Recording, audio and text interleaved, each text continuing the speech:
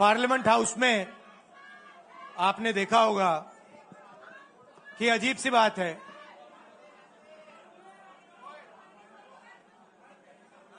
BJP की जो पूरी मूवमेंट थी राम मंदिर की, अयोध्या की मूवमेंट थी। सही बात। शुरुआत अडवाणी जी ने की थी, रथ यात्रा हुई थी, उसमें आपने अडवाणी जी को रथ पे देखा था। कहा जाता है कि नरेंद्र मोदी जी ने उस यात्रा में अडवाणी जी की मदद की थी। इनकी शुरुआत वहां हुई, राइट? ठीक है। रथ यात्रा चली और पार्लियामेंट में मैं सोच रहा था कि उन्होंने राम मंदिर का इनॉग्रेशन किया और राम मंदिर के इनॉग्रेशन में अदानी जी दिख गए, अंबानी जी दिख गए, मगर गरीब व्यक्ति वहां कोई नहीं दिखा। आपने देखा होगा, टीवी पे देखा आपने। अब उसका नतीजा बताता हूं।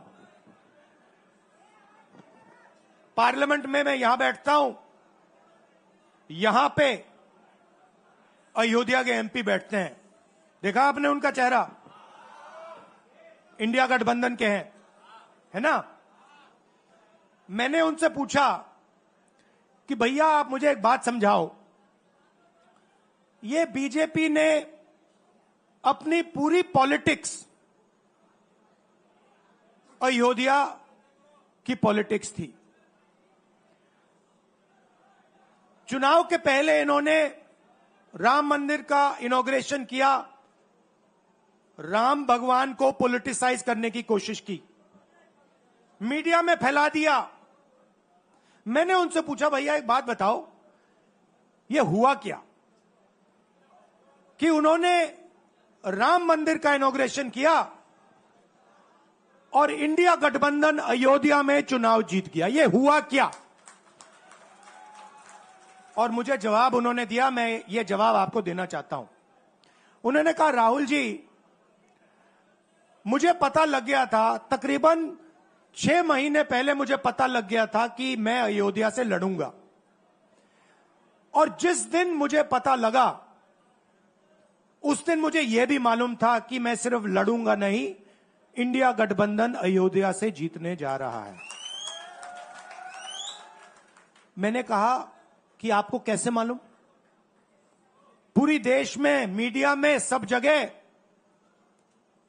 राम मंदिर का इनॉग्रेशन हुआ, तो आपको कैसे मालूम? उन्होंने कहा कि राहुल जी, जब मैं अयोध्या में लोगों से बात करता था तो मुझे अयोध्या के लोग सिर्फ 2-3 चीजें कहते थे। पहली बात कहते थे कि अयोध्या में मंदिर बनाने के लिए, क्लीन अप करने के लिए बहुत सारे लोगों से जमीन ली गई, बहुत सारे लोगों की दुकानें, घर तोड़े गए, और आज तक जिन लोगों के घर छीने गए, तोड़े गए, दुकानें तोड़ी गई, आज तक उनको नरेंद्र मोदी जी ने कॉम्पनसेशन नहीं दिया। पहली बात। जहां भी वो जाता था लोग उनसे कहते थे हमारी जमीन छीनी गई, सरकार ने हमें मुआवजा नहीं दिया। दूसरी बात, अयोध्या का इंटरनेशनल एयरपोर्ट बना, बड़ा एयरपोर्ट, जमीन किसकी गई? अयोध्या के किसानों की जमीन गई। आज तक उनको सही मुआवजा नहीं मिला। और तीसरी बात इन्होंने बताई मुझे, तीसरी बात, राहुल जी, अयोध्या की जनता को बहुत गुस्सा आया जब उन्होंने देखा कि राम मंदिर के इनॉग्रेशन में अयोध्या का एक भी व्यक्ति नहीं था। यह कारण थे। मगर मैं आपको यह कहानी क्यों बता रहा हूं? क्योंकि जो मूवमेंट अडवाणी जी ने चालू की थी, उस मूवमेंट को, जिसका सेंटर अयोध्या था, उस मूवमेंट को इंडिया गठबंधन ने अयोध्या में हरा दिया है। बहुत बड़ी बात कह रहा हूं। मतलब इनका पूरा जो सेंटर था, वहां पे हमने, आप जैसे कार्यकर्ताओं ने, कांग्रेस पार्टी के कार्यकर्ताओं ने, और आप जाके पूछिए वहां पे समाजवादी पार्टी के किसी भी नेता से पूछ लीजिए, और वो आपको बताएगा कि कांग्रेस पार्टी का कार्यकर्ता बब्बर शेर जैसे हमारे साथ खड़ा हो गया था, 1 इंच पीछे नहीं हटा। तो अयोध्या में कांग्रेस पार्टी ने, इंडिया गठबंधन ने इनको हराया है। तो अगला स्टेप क्या है? अब इन्होंने क्या किया? अच्छा, अंदर की बात बताता हूं। अब यहां आया हूं, परिवार से बात हो रही, तो अंदर की इनसाइड ट्रैक बता देता हूं। इनसाइड ट्रैक है, उसी एमपी ने बताया, राहुल जी यहां पे 3 बार सर्वे हुआ था, नरेंद्र मोदी जी वाराणसी से नहीं लड़ना चाहते थे, नरेंद्र मोदी जी अयोध्या से लड़ना चाहते थे।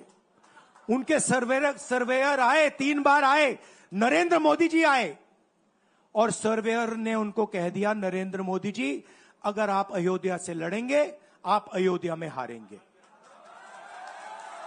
आप अयोध्या में मत लड़िए, क्योंकि अगर आप लड़ गए, आपका राजनीतिक करियर अयोध्या में खत्म हो जाएगा।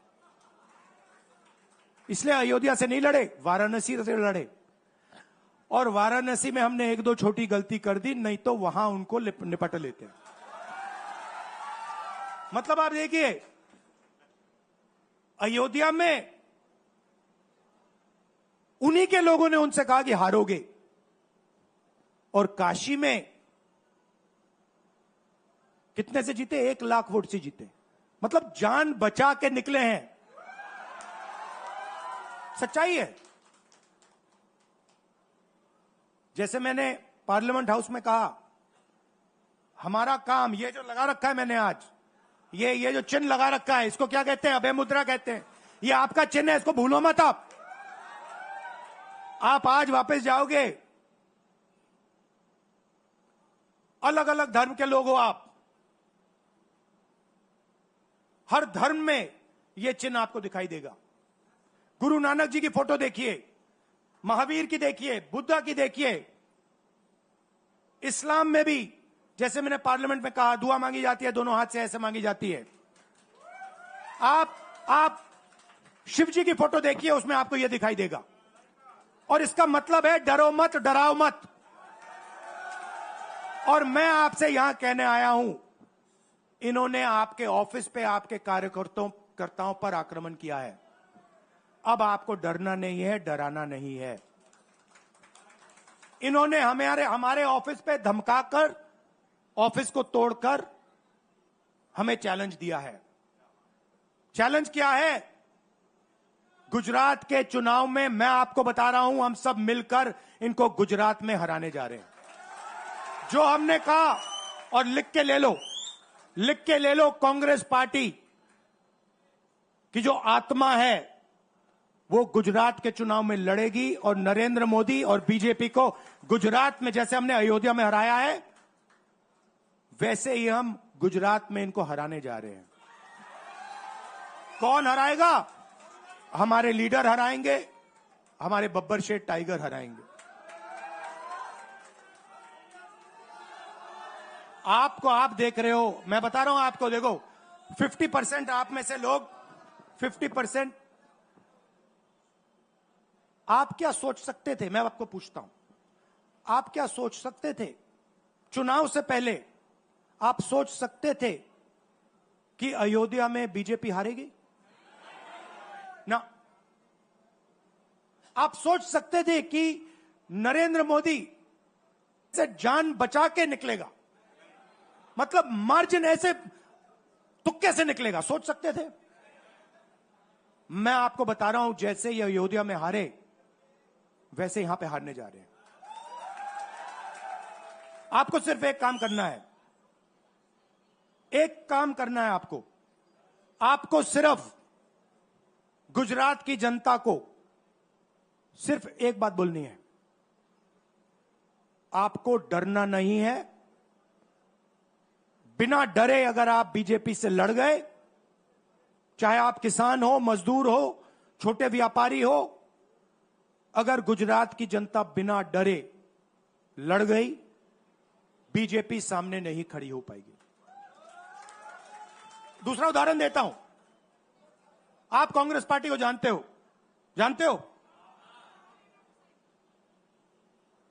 हमारी पार्टी में कोई डरता है? कैसे मालूम? कैसे मालूम? हमारी पार्टी में दिल से बात कर देते हैं। बड़ा सा बड़ा हो, राहुल गांधी हो, हमारे पार्टी के लोग कहते हैं राहुल गांधी, मुझसे कहते हैं, मेरे कमरे में आके कहते हैं, राहुल जी ये जो आपने किया हमें अच्छा नहीं लगा।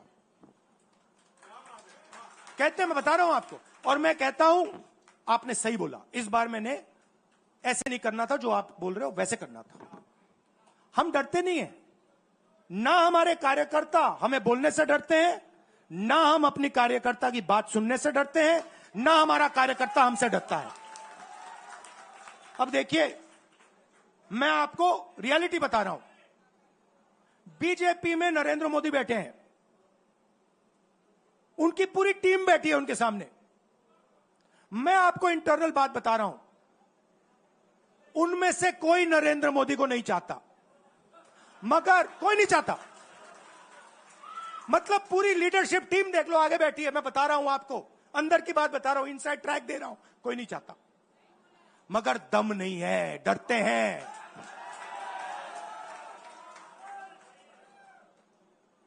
अगर नरेंद्र मोदी जैसा लीडर कांग्रेस पार्टी में होता, पूरी कांग्रेस पार्टी खड़े हो जाती, कहती है नहीं हम डरते नहीं है, हटो यहां से।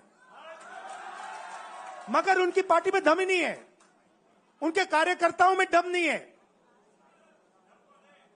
आप देखो ना, एक आदमी खड़ा है वहां पे, सबकी हवा निकल गई। मतलब कार्यकर्ताओं की हवा निकल गई, आरएसएस की हवा निकल गई, सारे लीडर्स की हवा निकल गई। सच बोल रहा हूं ना।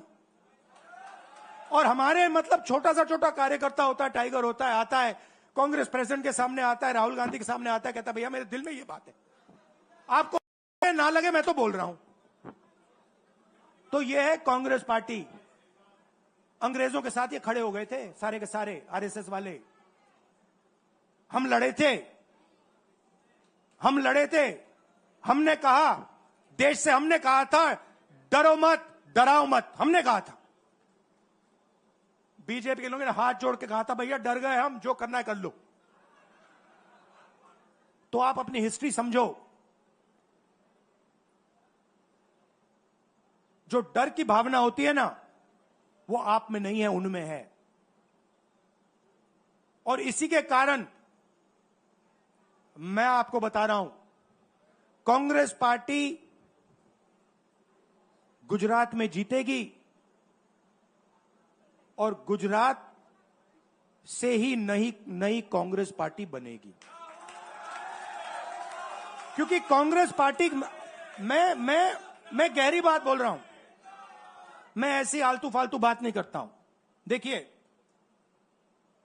कांग्रेस पार्टी बनी कहां थी? मतलब हमारे जो सबसे बड़े नेता थे, जिन्होंने रास्ता दिखाया था। आप क्या सोचते हो, जब यहां अंग्रेज राज करते थे, क्या डर नहीं था? गुजरात के व्यक्ति ने कहा था, महात्मा गांधी ने देश को कहा कि देखो डरो मत, डराओ मत। और आग गुजरात से शुरू हुई थी। और आज अगर कांग्रेस पार्टी है, तो वो पार्टी, वो भावना, वो सोच गुजरात से शुरू हुई थी। इसीलिए जब इन्होंने हमारा ऑफिस तोड़ा, मैंने सोचा भैया मौका मिल गया। अब हम इनको सबक सिखाएंगे। जैसे इन्होंने हमारा ऑफिस तोड़ा, वैसे ही हम उनकी सरकार को तोड़ने जा रहे हैं। अच्छा, अब मैंने दरोमत की बात करी, मगर एक शिकायत भी है। एक शिकायत भी है। यह भी नहीं है कि कांग्रेस पार्टी गुजरात में कमियां नहीं है, ये कहना पड़ेगा, कहना पड़ेगा। कमी क्या है? एक कार्यकर्ता ने मुझे बहुत अच्छी तरह बताया, कांग्रेस पार्टी के कार्यकर्ता ने, राहुल जी, कहता है मुझे, राहुल जी, ये कांग्रेस पार्टी में एक मुश्किल है, दो तरीके के घोड़े होते हैं, एक रेस का घोड़ा होता है, दूसरा शादी का घोड़ा होता है। ये आप कभी कभी कांग्रेस पार्टी क्या करती है, रेस के घोड़े को शादी में भेज देती है और शादी के घोड़े को रेस में लगा देती है। तो उसने कहा ये आप बंद करा दीजिए, रेस के घोड़े को आप रेस दौड़ाइए और शादी के घोड़े को आप शादी में भेजिए। तो ये हमें गुजरात में करना है। जो रेस का घोड़ा है, जो तैयार है, दौड़ने के लिए तैयार है, उसको रेस में लगाना चाहिए। और जो हमारे शादी के घोड़े हैं, जो हैं वो हैं, उनको हमें शादी में, बारात में नचा देना चाहिए। तो अब मेरा कहना है कि यह काम सीरियसली करना है। हम पिछले चुनाव में, आप भी जानते हो, मैं भी जानता हूं कि हम बीजेपी से पिछले चुनाव में नहीं लड़े थे, ठीक से नहीं लड़े थे। उससे पहले चुनाव में 2017 में हम 3 महीने कह लो, 4 महीने कह लो, 4 महीने 3 महीने हम लड़े और नतीजा आपने देखा। आपने देखा, गुजरात के सीनियर नेताओं ने मुझे बस में कहा, मैं बता रहा हूं आपको इनसाइड ट्रैक, मुझे बस में कहा कि राहुल जी, गुजरात में हमें 40 सीटें मिलेंगी। मैंने उनसे कहा 40 नहीं, हम चुनाव जीतने जा रहे हैं। और 16 सीट से हम चुनाव हारे। अब 3 साल है, 3 महीने में हम फिनिश लाइन तक पहुंच गए थे। 3 साल में हम फिनिश लाइन को मतलब उधर पीछे छोड़ के निकल जाएंगे। मैं आपको यहां कह रहा हूं कि आप लोग गुजरात में कितने साल बाद, 30 साल हो गए, 30 साल हो गए, मैं आपको बता रहा हूं, मानो ना मानो, आप में से 50% अभी मान रहे हैं और 50% कह रहे नहीं भैया नहीं होगा। जो 50% मान रहे हैं, मैं आपसे बात कर रहा हूं, जो 50% मान रहे हैं, मैं आपसे बात कर रहा हूं, आप लड़ जाओ और ये बाकी 50% बैठे हैं, उनकी माइंड बदल दो, नैया पार हो जाएगी, सरकार बन जाएगी। और मैं आपसे कहना चाहता हूं कि एआईसीसी की टीम, राहुल गांधी, मेरी बहन, सारे के सारे सीनियर लीडर आपके साथ यहां खड़े होंगे, आपके साथ मिलकर इनकी सरकार को तोड़ेंगे। आपने बहुत सहा है, बहुत लाठियां खाई हैं,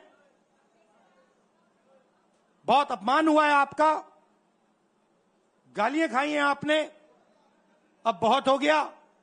अब इनको हमें सबक सिखाना है और हम इनको हराने जा रहे हैं। और नफरत से नहीं, मोहब्बत से आप देखना, मोहब्बत से हम इनको हराएंगे। कैसे? क्योंकि नरेंद्र मोदी जी का जो विजन था, वो गुब्बारा जो था वो फट गया है, फटाक से वो फट गया है। आप सोचिए, पार्लियामेंट हाउस में नरेंद्र मोदी वहां बैठे, मैं यहां, और मैंने प्रधानमंत्री जी उनके सामने कहा कि नरेंद्र मोदी जी, आप एक व्यक्ति भी नहीं कह सकता हूं, पता नहीं आप क्या हैं, क्योंकि आपने ही कहा कि मैं नॉन बायोलॉजिकल हूं। मैं बायोलॉजिकल नहीं हूं, और मेरा सीधा डायरेक्ट कनेक्शन है ईश्वर से। अरे भैया, आपका डायरेक्ट कनेक्शन है ईश्वर से, तो अयोध्या कैसे हार गए? कैसे हार गए? तो हमारे प्रधानमंत्री सोचते हैं कि बाकी सब लोग बायोलॉजिकल, गुजरात की जनता बायोलॉजिकल, गांधी जी बायोलॉजिकल, हिंदुस्तान के किसान मजदूर सब लोग बायोलॉजिकल, और Narendra Modi non biological. Speaker sir ने मुझे कहा, ऐसे मत बोलिए। मैंने कहा, मैं थोड़ी बोल रहा हूं, ये तो प्रधानमंत्री बोल रहे थे, मैं तो उनकी बात कर रहा हूं। स्पीकर बिल्कुल चुप हो गए। बात तो सही है, ये राहुल गांधी के शब्द थोड़ी है, ये तो हिंदुस्तान के प्रधानमंत्री के शब्द हैं, नॉन बायोलॉजिकल। अब सोचिए, वो व्यक्ति जो अपने आप को नॉन बायोलॉजिकल समझता है और देश की जनता को बायोलॉजिकल समझता है, कि मतलब मैं यहां और बाकी जनता वहां, वो गुजरात को विजन कैसे दे सकता है? जो किसानों का दर्द नहीं समझ सकता, मजदूरों का दर्द नहीं समझ सकता, डायमंड इंडस्ट्री में जो काम करते हैं उनका दर्द नहीं समझ सकता, नॉन बायोलॉजिकल व्यक्ति वो गुजरात को कैसे रास्ता दिखा सकता है? नहीं दिखा सकता। तो अब आपका काम है गुजरात को विजन देना, गुजरात के युवाओं को, किसानों को, मजदूरों को, माताओं बहनों को विजन देना कि भैया हम आपके लिए ये करने जा रहे हैं। आपने हमारा मैनिफेस्टो देखा? हिला के रख दिया था बीजेपी को। आपने देखा? वैसा मैनिफेस्टो बनाना है गुजरात के लिए। गुजरात की जनता से मिलकर 1 लाख लोगों ने हमारा मैनिफेस्टो बनाया था। वैसे ही हम गुजरात में लाखों लोगों से पूछकर अपना मैनिफेस्टो बनाएंगे। गुजरात को विजन देंगे और फिर चुनाव पूरा दम लगा के लड़ेंगे, और यहां इनकी जो सरकार है उसको तोड़ के हटप्परे कर देंगे। आप सबका दिल से धन्यवाद। आखिरी बात मैं कहना चाहता हूं, यहां जगन्नाथ यात्रा हो रही है। आप सबको, और जो यात्रा में भाग लेंगे, आप सबको शुभकामनाएं देना चाहता हूं, और दिल से प्यार देना चाहता हूं। आप सबका दिल से धन्यवाद। नमस्कार, जय हिंद। अभय मुद्रा, डरो मत, डराओ मत।